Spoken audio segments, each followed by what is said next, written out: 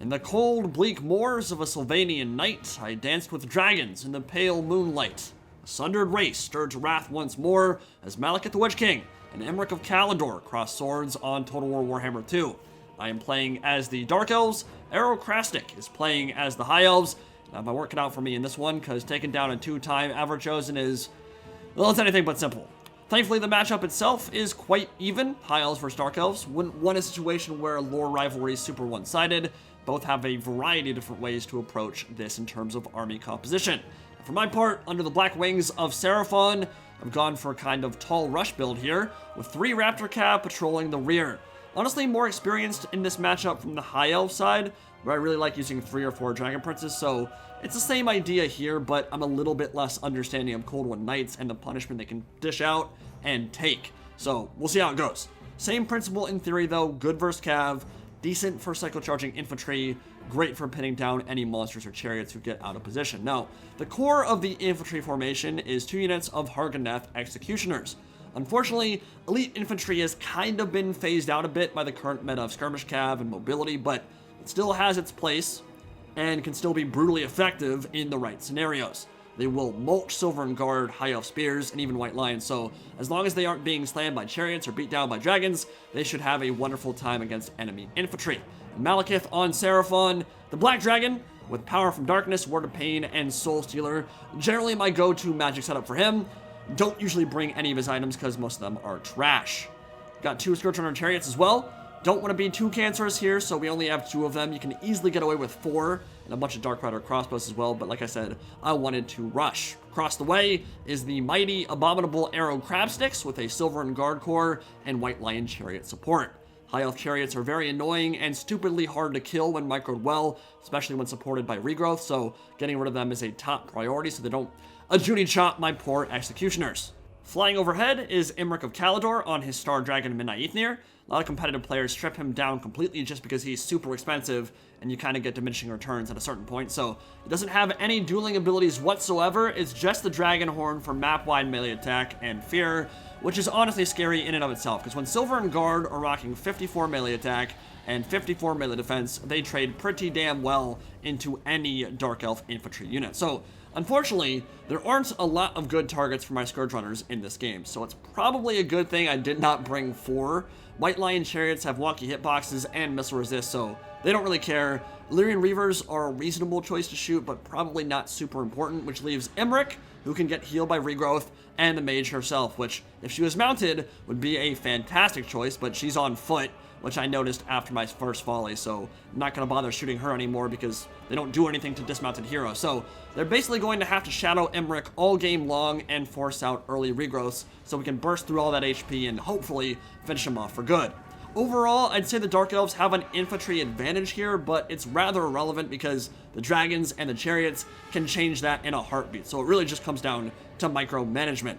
And in this scenario, the best way for the Dark Elves to handle everything is to just deal with Imrik himself. Nice little Gaze of Malice coming out, killing some Silver and Guard, and a few Illyrian Reaver archers. But when Imrik commits to the infantry, that's when the Cold One Knights and Malekith must pounce.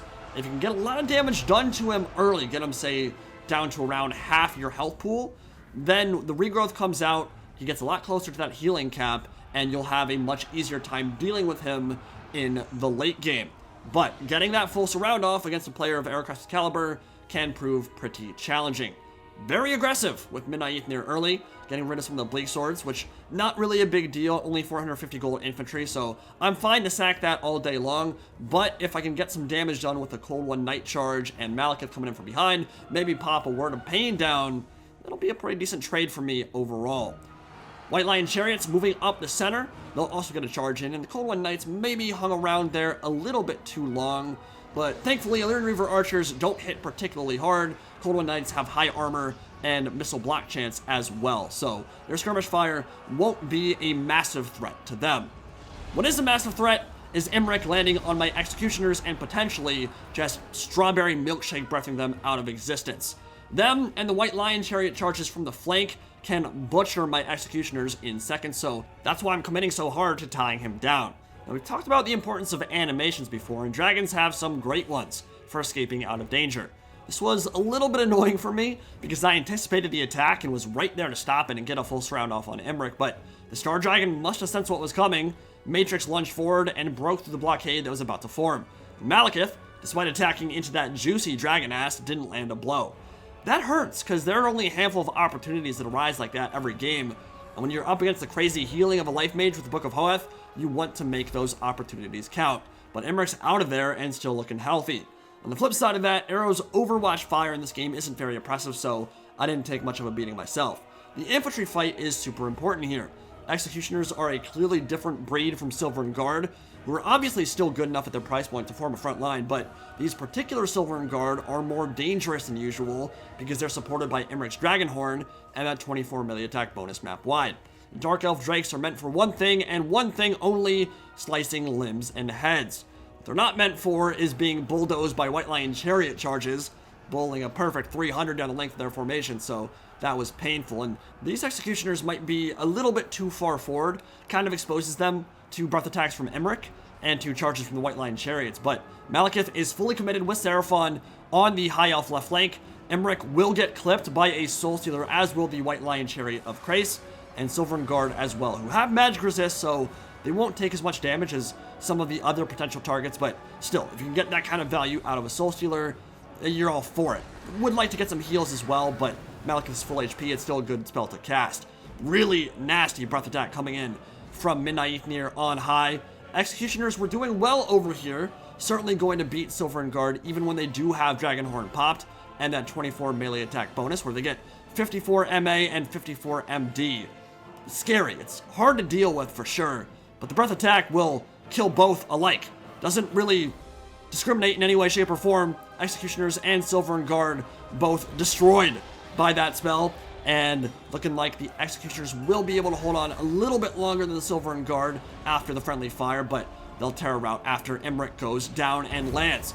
Another Gaze of Malice to harass the Illyrian Reaver archers in the back.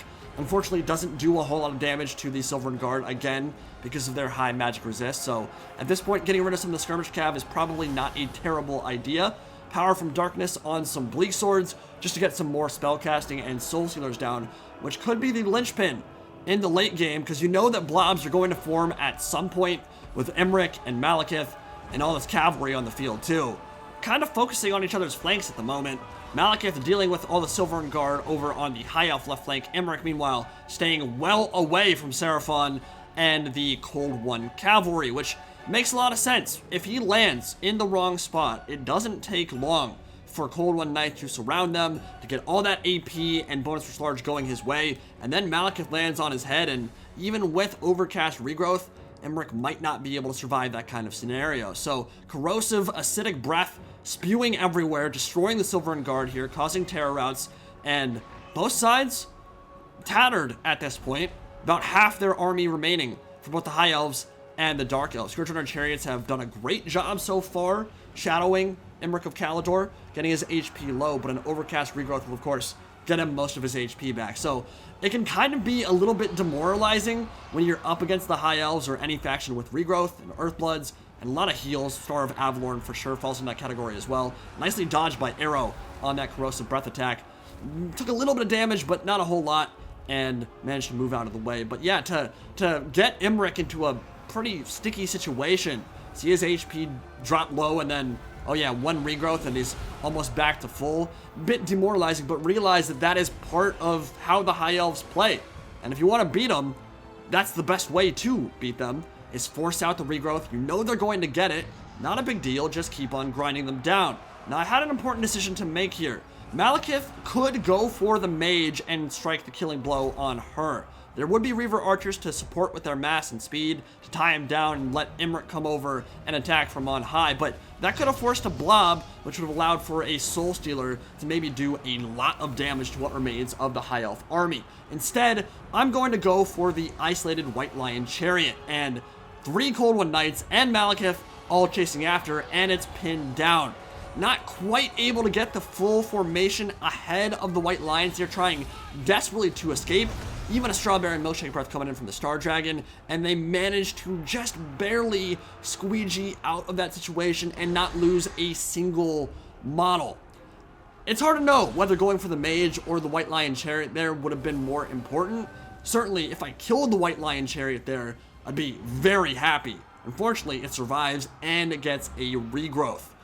Okay, so then there have been two situations where I was almost able to do a tremendous amount of damage to a very high value target on the Azure battle line and unable to while Arrow managed to escape. A lot of that comes down to his micromanagement. He's pushing those guys to their limit, no question about it. Now, Scourge Runner Chariot's coming in for a rear charge on the Azure Spears. They are amazing in melee, but they can certainly do some damage to high elf infantry who are not braced. Malekith is still full HP.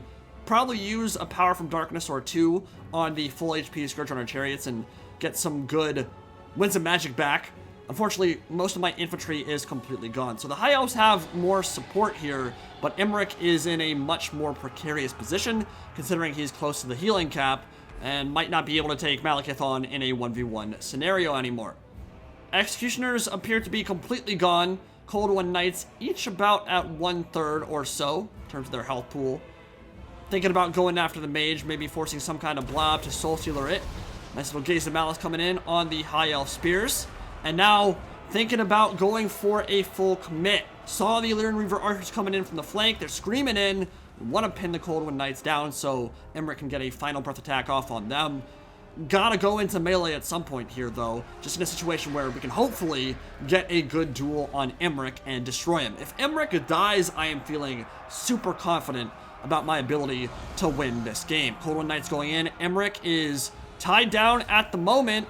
This is where a perfect Soul Stealer comes out. Hits everything. Hits the entire High Elf battle line. Now, I should have followed that up with a breath attack on Minaithnir. It was a perfect situation to do so.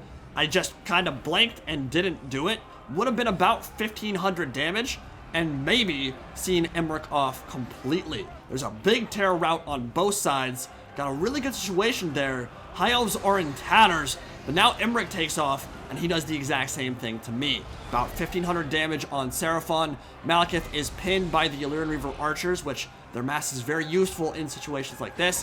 White Lion Chariot also preventing him from moving around. Imrik has his Dragon Horn popped. He was up to 94 melee attack there, and in the span of about 15 seconds, that entire battle turns on its head, lands 3 or 4 attacks in a row. Malekith is gone.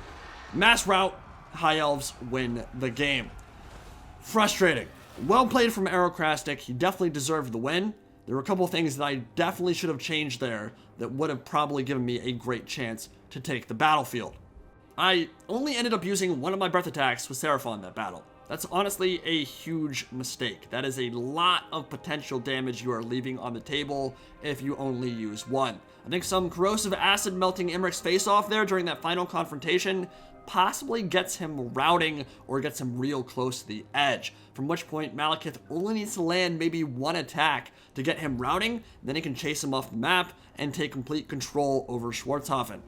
Obviously, it's easy to look back and say, why didn't you do this, why didn't you do that, blah, blah, blah, but that was a pretty cut and dry move. Expensive single entity, locked in combat on the ground, just spew some green lava at it, watch it suffer, then move in for the kill. Kicking myself for not doing that. Overall, I'd say I was also not quite aggressive enough with my Cold One Knights. I had some nice ideas with them that perhaps should have been rewarded. When I saw Imrik going into my Executioners, for example, I was ready to pounce on him, and considering how Imrik barely escaped that first blockade and ended up taking 0 damage there, and how the White Lion Chariot somehow snuck out of a herd of Angry Raptors as well, and there were a couple times where I got a little bit unlucky to not do what I needed to do, to not even kill a single model on those White Lion Chariots. It was a little bit crazy, but overall, I used my Cold One Knights as backline patrollers when I didn't even really have a back line or ranges to protect. There should have been more cycle charging on the infantry to get rid of the Silvern Guard and White Lion infantry faster. I think I was just a little bit too defensive and too passive with them overall. As for the decision I made between going for the mage or the White Lion Chariot, looking back on it, holding on to a Soul Stealer, going for the mage, and forcing a blob where Arrow would be forced to commit everything to save her, then nuking it and nuking her at the same time, could have been potentially game-changing for me, but I don't regret not doing it. I think eliminating the White Lion Chariot was also a smart play, and I almost did, just wasn't able to quite cut off the escape. overall, Arrow played that very well. He had some great escapes in that game, and I mean, he's a force right now. Like, he's practicing a lot. He's good at the game. He's hard to beat, so I'm not too ashamed in not being able to take a game off him. So, well played to my friend there. GG, and I'll see you all in the next video. Any Pride, signing out for now.